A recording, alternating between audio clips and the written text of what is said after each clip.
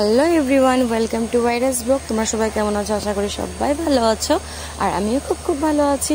তো আমরা যাচ্ছি হলো সবাই মিলে বিশাল। হঠাৎ করে প্ল্যানিং হলো যে বিশাল যাব বলে। তো আমি, রাহুল, মাম্মাম আর দুই ভাই, তো আমরা সবাই মিলে বার হয়ে গেলাম বিশালের জন্য। অনেক দিন হয়ে গেছে, আমার তো যাওয়াই হয় না, আর আমার এখানে আসলে বিশাল যাওয়া হয়। তো ভাইয়েরাও ছিল, তো বললাম চলো সবাই একসাথে যাই। তো ওরাও বললো চল যাবো। তো সবাই মিলে বার হয়ে গেলাম বিশালের জন্য।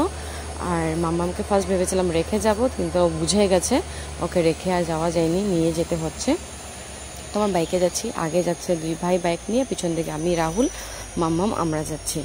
তো বিশাল পেয়ে যাব, আর আমাদের বাড়ির থেকে অনেকটা দূরে বিশাল, তাই বাইক নিয়ে যাওয়া হচ্ছে। কারণ টোটো নিয়ে গেলে অনেক রাত্রে হয়তো আসতে অনেক অসুবিধা হয়ে যায়, তাই বাইকে গেলে মানে ভালো হয়, আসতে একটা সুবিধা হয় আর কি। তাই তো এই বলতে বলতে আমরা পেয়ে গেলাম বিশাল। তো যে আমার ভাই, দুই ভাই, রাহুল আর আমি, তো বিশাল পেয়ে গেলাম। তো চলো ঢুকি বিশালে। আর বিশালে ঢুকলে তো মানে কি বলবো, মানে জিনিসগুলো দেখে এরকম মনে হয় কি নেব কি না, মনে হয় সব কিছুই কিনে নিয়ে নিই, এরকম ফিল হয়। তো দেখো তোমরা, এখানে মানে অনেক সুন্দর সুন্দর জিনিস আছে।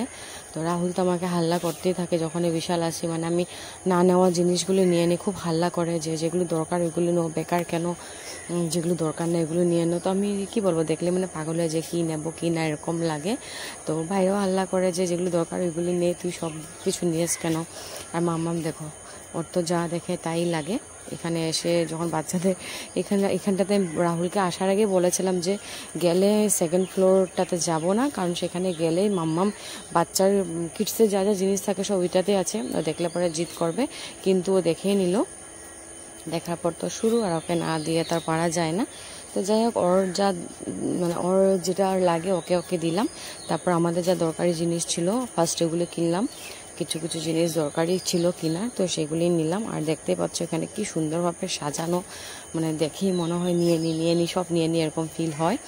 তো যাই হোক, সব তো আর নিতে পারবো না। তো মাম্মাম দেখো এখানে এই গ্লাসগুলি দেখে ও জিদ করছে, এগুলি লাগে। আমি রাহুলকে মানা করেছিলাম যে নিবে না, এগুলো বাড়িতে আছে, ও শুনে নিয়েছে। কিন্তু আছে যখন দরকার নেই, তো শুনে নিয়ে ও জিদ করা শুরু করে দিয়েছে। তো রাহুল বলছে আচ্ছা যাই একটা নিয়ে নে, কিছু হবে না।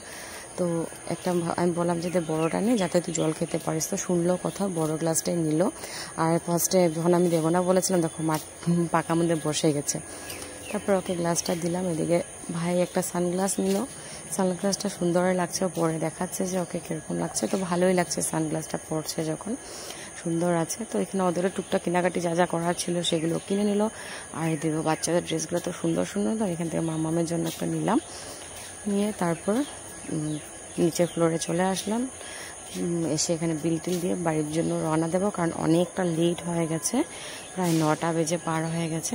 তো রাহুল বলে যে না, অনেক টাইম হয়ে গেছে চলো। তো বিল টিল এখানে দিয়ে বার হয়ে গেলাম আমরা বাড়ির জন্য, কারণ 9টা বেজে পারে 9:30 হবে।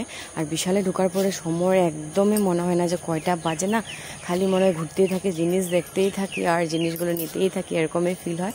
তো আমরা বাড়ির জন্য রওনা দিয়ে দিলাম। আর মাম্মামেরও মনে হচ্ছে ঘুম পেয়ে গেছে, ও বলছে বাড়ি যাব বলে। তো এখানে বাড়ির জন্য দেখো পারলেও ঘুমিয়ে যাচ্ছে বাইকে, আর একটু একটু অ্যাক্টিংও করে। ওখানে অনেক দুষ্টু হয়েছে, অনেক মানে অনেকে দুষ্টু হয়েছে। রেখে যাবো ভেবেছিলাম বাড়িতে, কিন্তু পারলাম না, নিয়ে যেতেই হলো ওকে। তো যাই হোক, এখানে দেখো এই বলতে বলতাম বাড়ির মোটামুটি কাছাকাছি পেয়ে গেছি। তারপর বাড়িতে গিয়ে দেখা হবে কি কি জিনিস নেওয়া হলো কি না।